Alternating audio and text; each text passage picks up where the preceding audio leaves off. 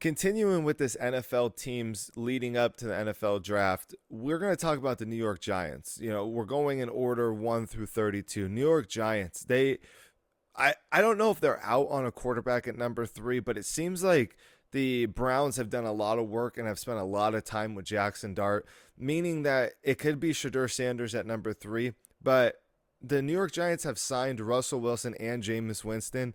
Bringing in another quarterback, I don't, especially at that number 3 pick, I don't know if it necessarily benefits your team if you're going to ride with those two guys for this year and potentially look for a quarterback in next year's draft.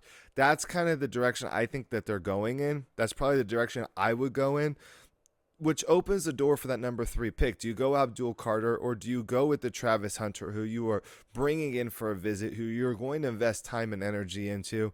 Can you imagine if the Giants draft Travis Hunter at 3 and make him a primary receiver next to Malik Neighbors with Russell Wilson throwing the ball, revamp that offensive line with a defense that's has some pieces to be great?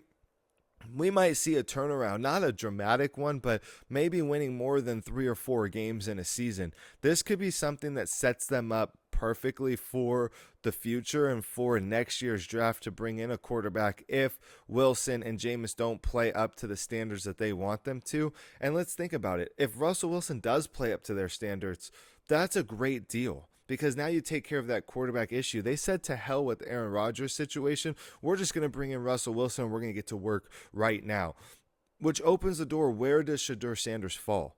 If he doesn't go 2 to the Browns and the Giants pass on him at 3, we're looking at a potential slip here. I mean, we could be looking at the Jets at 7. Watch out for the Saints at 9 and even the Cowboys at 12. Now, there's a lot of rumors and things we've talked about with Dak Prescott and the transitioning that the Cowboys might do or might not do.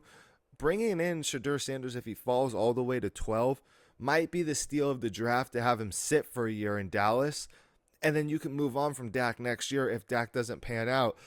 And you let Shedeur sit and learn and operate as a professional quarterback for at least a year. Something I think Jerry Jones might actually entertain. It's something I would entertain for sure. If the Saints aren't fully in on Shedeur, if he falls to 9, there's a lot of teams right now that are past that number 3 mark that are doing a lot of research on the quarterback situation.